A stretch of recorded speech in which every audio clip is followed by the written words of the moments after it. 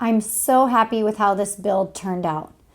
First of all, the best thing about it, it is all scrap wood and it's very small pieces. You can tell even the main body part is just a very small piece. So some of these pieces are probably sizes that you don't even keep around your shop. You normally just throw out. It's nice because kids can use these to build or do whatever they want with them. Then they fit all nicely together. If I can put it back together here. And it looks nice on the shelf. So a lot of times you have toys just laying around a kid's room and they look messy and nobody wants to look at them. Now you have something on the shelf that looks nice, all assembled together. It's a nice gift to give, and it essentially can cost you nothing to make. So let me show you how you can build this in a quick, easy weekend. I gathered some wood I had in the shop from past cutting boards and other projects, and printed off a design I found on an internet search.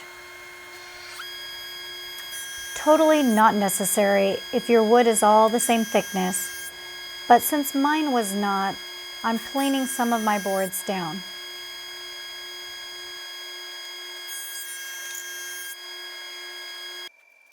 Now it gets fun.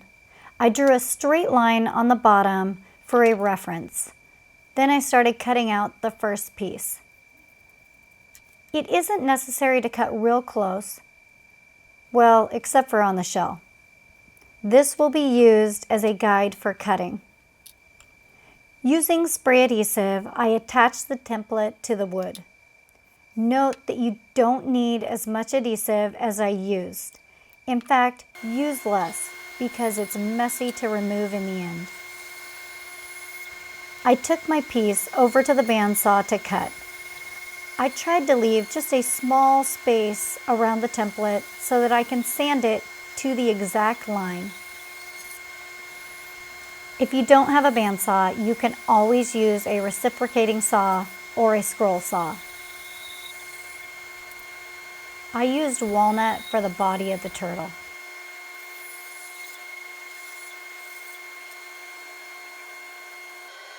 Then I went over to the sander to clean it all up. The nice thing about this design is it has large curves that were easy to sand. I've found that using the largest sanding drum that makes sense creates the smoothest finish. You of course do not need an oscillating spindle sander. There are many less expensive sanders, or you could even sand this by hand.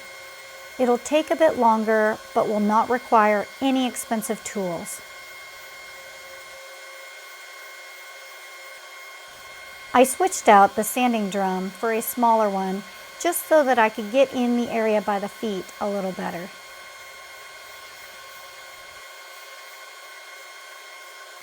Then I created a flat base for it to sit on. And I went back to rounding over all of the edges just a little bit.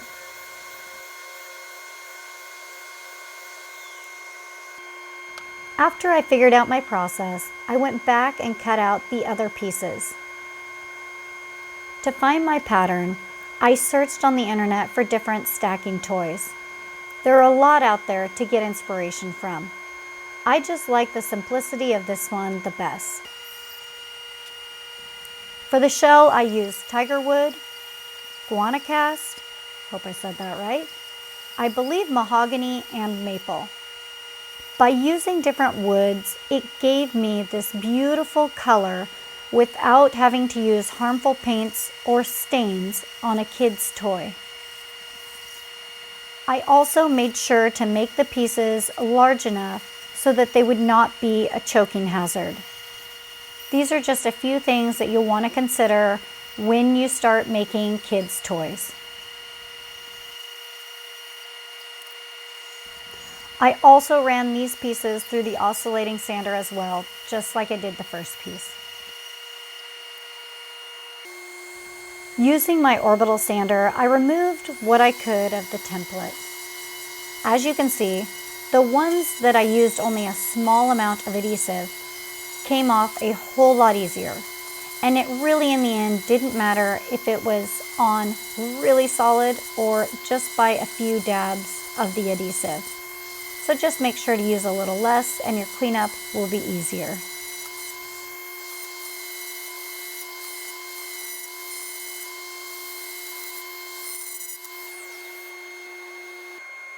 Now to get that gummy residue off, I used mineral spirits. Note that I also use this on my hands and nails because they were just coated in adhesive. Now I tried some Goo Gone and some other products, and none of them would remove this gummy coating, not like mineral spirits. So just a tip in case you get to where I am and aren't sure how to get rid of the mess.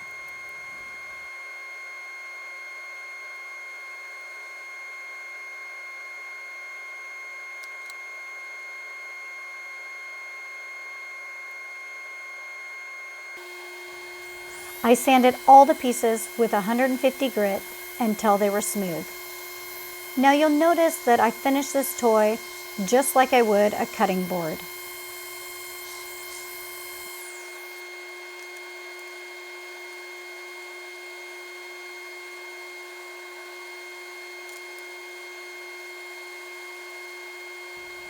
I got all the pieces wet and let it dry to raise the grain. That way it won't feel rough and scratchy the first time some kiddo slobbers on it.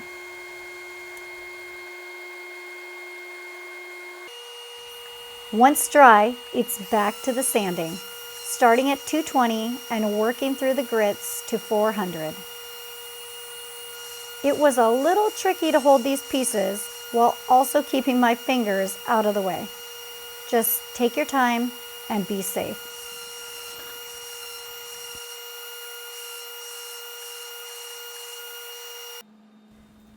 Using a food-safe mineral oil, I soaked the pieces for 20 minutes.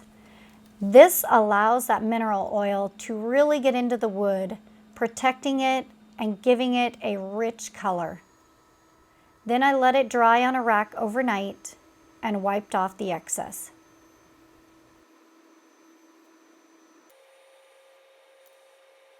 I finished with Odie's oil, which is also food safe, just in case my niece or nephew puts this toy in their mouth. And there you have it, a beautiful custom wood toy, built in a weekend using scrap wood. It's so hard these days to find a truly unique gift. So why not build your own?